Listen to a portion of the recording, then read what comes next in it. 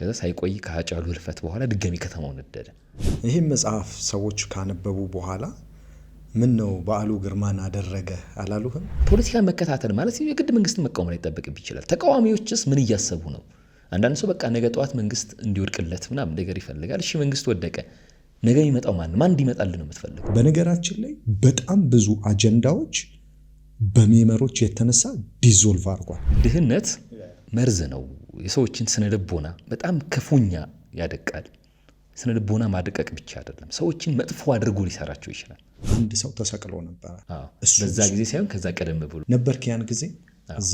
እስቲ እንዴት ነበር በትንሹ ነገር? ፖለቲካ የዕለት ተዕለት ህይወታችንን ይወስነዋል። አንድ ሰው እኔ ስለ ፖለቲካ አያገባኝም ብሎ ሲናገር ስለ ግል ህይወቴ አያገባኝም እያለ ባዕድ አምልኮና ሃይማኖት ምናምን የሚሉ ሀሳቦች ተነስተዋል። በሃይማኖት ተስፋ ቆርጠሃል እንዴ?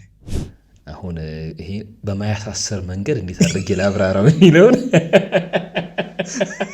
ፓስተር፣ ኡስታዝ፣ ቄስ የሚፈራ ከሆነ ቦታውን ይልቀቀው። ህዝቡ በቃ ልክ መጽሐፉ ታትሞ አንዳንድ ሰው በማግስቱ መገደል ምናምን ነገር የመሰለው ሰው አለ ምናምን ነገር እና ከፖለቲካ ራስን ባገለልከ ቁጥር ካንተ በእውቀትም በስነ ምግባርም በሚያንስ ሰው ለመመራት ትገደዳለህ። ያለ አይደለም ምንድነው ርዕዮተ ዓለም ሲባል ርዕዮተ ዓለም አያውቅም፣ ግን የፖለቲካ ፓርቲ መሪ ነው። አንዳንዱ ይመጣል መሀይም የሚያቦካው ፖለቲካ ምን አገባኝ ይላል። ግባና አንተ መሀይም እንዳያቦካው ግባና አንተ እንትን በል።